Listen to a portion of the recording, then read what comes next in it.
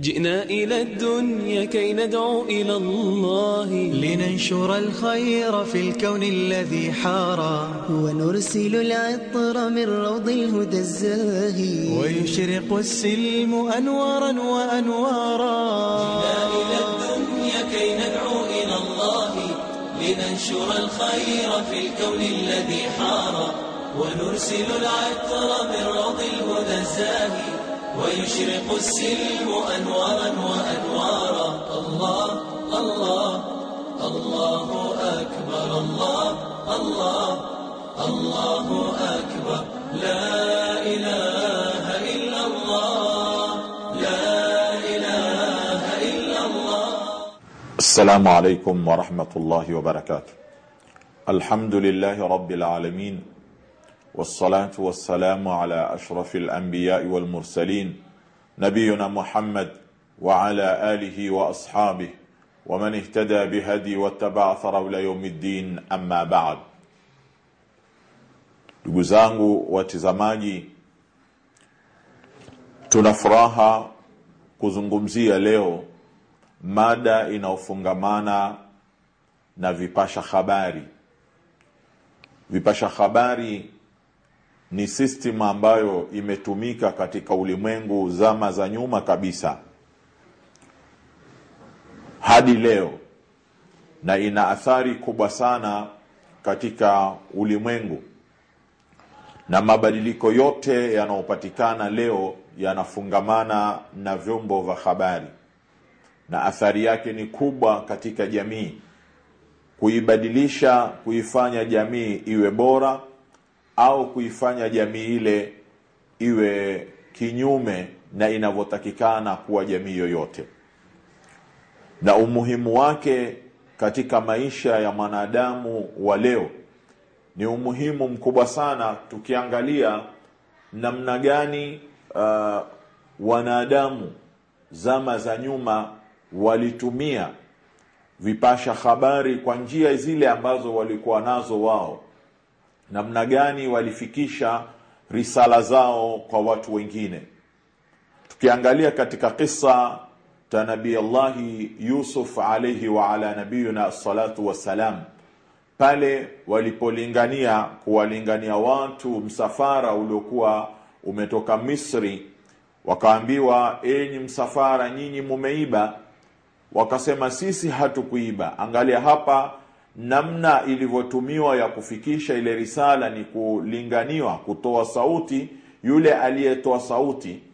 Sasa watu wa kileo wamekuja wakaboresha zile system, lakini utaona kwamba hii fikra ilikuwa wanayo watu wa zama za nyuma. Pia Nabii Allah Suleiman alayhi wa ala nabiyina salatu wassalam, pale alipomtafuta Hudhud, akamkosa kati ya ndege waliokuwa wanyama waliokuwa wamejikusanya. Akasema alipokuja Hudhud, nimekuja kutoka sehemu za Saba na habari ambayo ni kubwa sana, kwamba mimi nimekuta kuna mtawala amewatawala na ana arshi kubwa. Akaeleza namna yale mambo yaliokuwa, na kwamba wale watu walikuwa katika shirki. Tunaona vipi Hudhud aliweza kufikisha ile risala, na bwana mtume sallallahu alayhi wasallam kuonesha umuhimu wa kutumia vyombo vya habari na upashaji habari, asema, balighu anni walau aya, fikisha kutoka kwangu mimi japokuwa aya moja. Hapa ni wazi kuonesha kwamba namna gani vyombo vya habari vina dauri kubwa sana katika kufikisha risala kwa watu wengine.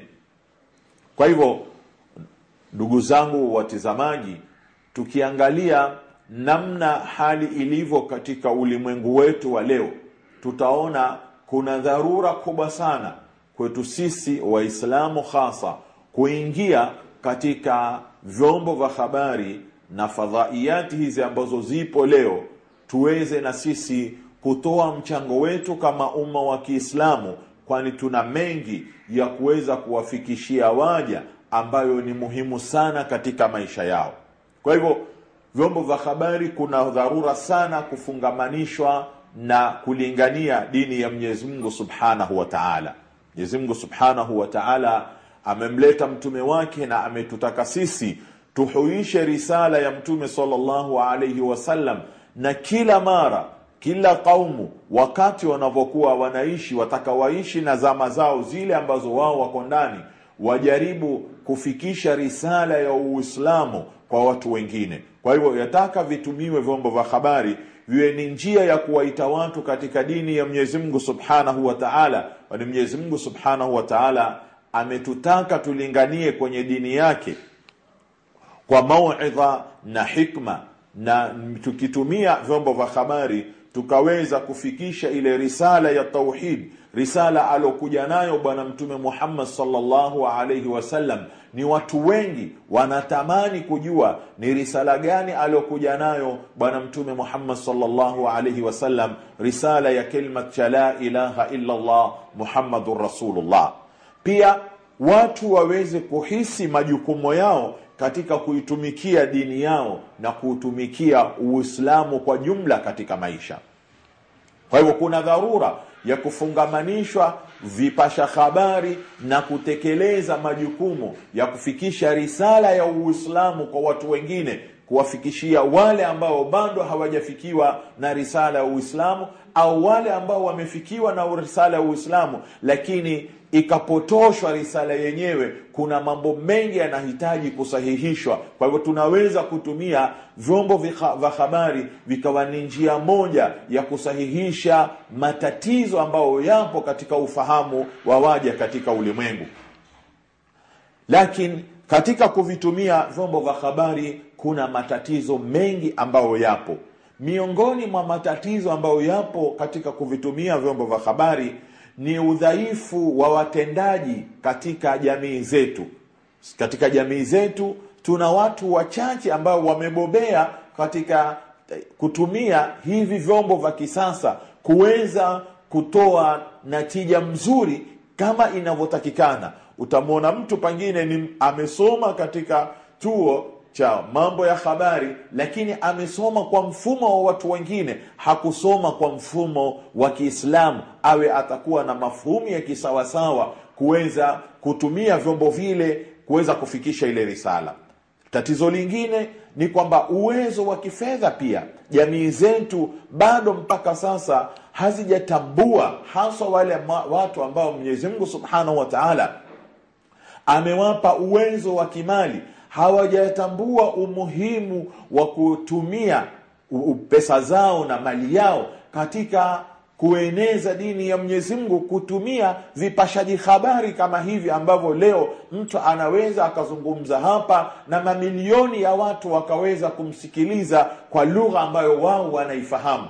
Hili ni jambo ambalo nalo linatengeneza pingamizi nyingine katika kuvitumia vyombo vya habari kuweza kufikisha risala ya Uislamu kwa watu wengine.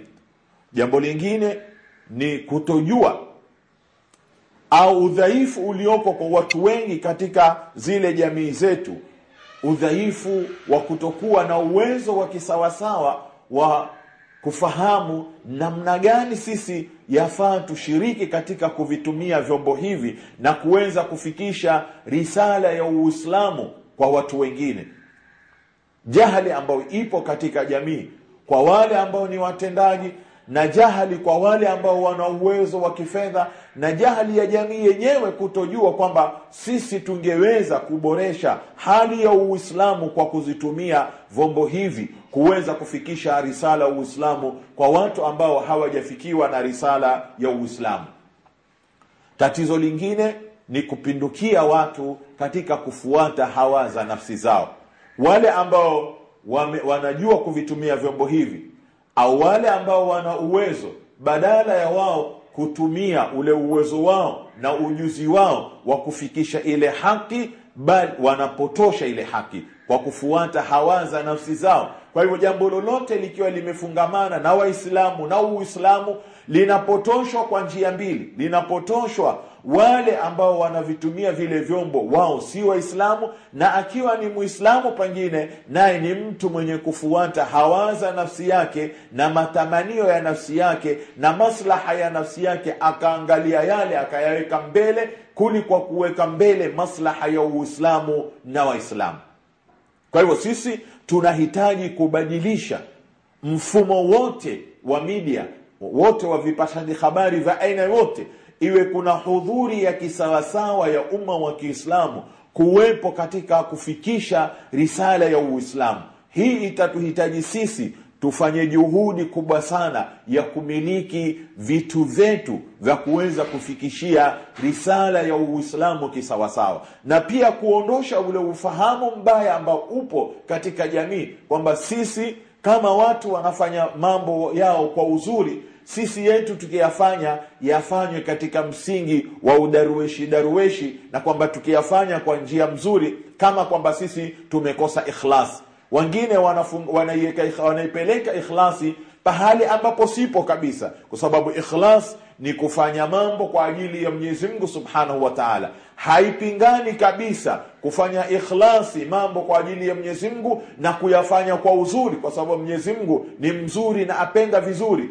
Kwa nini tukifanya mambo ya jamii zetu tuwe tutayafanya mambo ambayo hayana mwelekeo wa kisawasawa au hayaoneshi sura mzuri, hali kwamba sisi Mwenyezi Mungu Subhanahu wa Ta'ala ametupa uwezo wa kila aina. Uwezo Mwenyezi Mungu Subhanahu wa Ta'ala ametupa wa kimali, ametupa na uwezo pia Mwenyezi Mungu Subhanahu wa Ta'ala wa ilmu na maarifa, lakini namna ya kutumia yale maarifa yetu, namna ya kutumia ule uwezo wetu, ndipo hapo pana tatizo kubwa sana. Kwa hiyo ndugu zangu watizamaji, ni wajibu wako wewe unaitizama kipindi hiki na kufahamu hii risala ya Uislamu, utukue jukumu la kushiriki namna ya kuleta mabadiliko katika kuvitumia vyombo vya habari, ili tuwe ni watu, na sisi tupo katika ulimwengu wa kileo, tunatekeleza majukumu yetu, lakini katika mipaka ya kisharia